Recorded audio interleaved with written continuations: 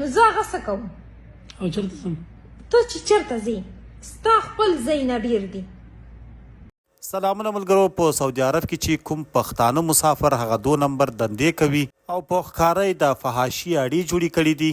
د دغو کسانو دغه ویډیوګانې موږ ته هم په لاس راغلي دي، نو موږ غوښتل چې دلته له تاسو سره په ثبوت شریک کړم. نو که غواړئ چې تاسو هم دغه ویډیو ګورئ او پړئ پوه شئ چې دغه پښتانه مسافر په سعودي عرب کې څنګه د فحاشي او بدکاري اړې جوړې کړي او څنګه یې چلوي، نو له موږ سره په ویډیو کې تر پایه پاتې شئ. قدرمن دوستانو، دغه ټولې ویډیوګانې د دغه هلک په موبایل کې وي چې د سید ولی شاه په نوم ټیک ټاکر د دغه هلک له موبایل څخه دغه ویډیوګانې کاپي کړي دي او موږ سره یې هم شریک کړي.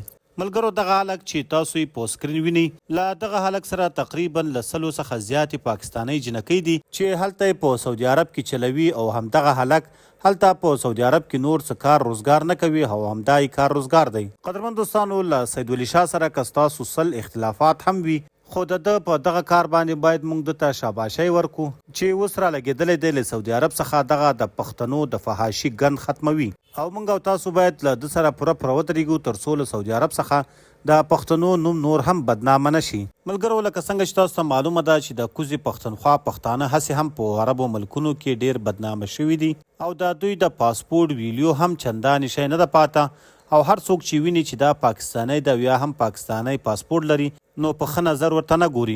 دې نه مخکې له عربو ملکونو څخه پاکستانیان د سوال غوښتو په وجه باندې بند شوي وو، او دا ځل که د همدغو فحاشیو مخه ونه نیول شي نو دا ځل به د همدغو فحاشي په وجه باندې په پاکستانیانو باندې د عربو ملکونو ویزې بندې شي.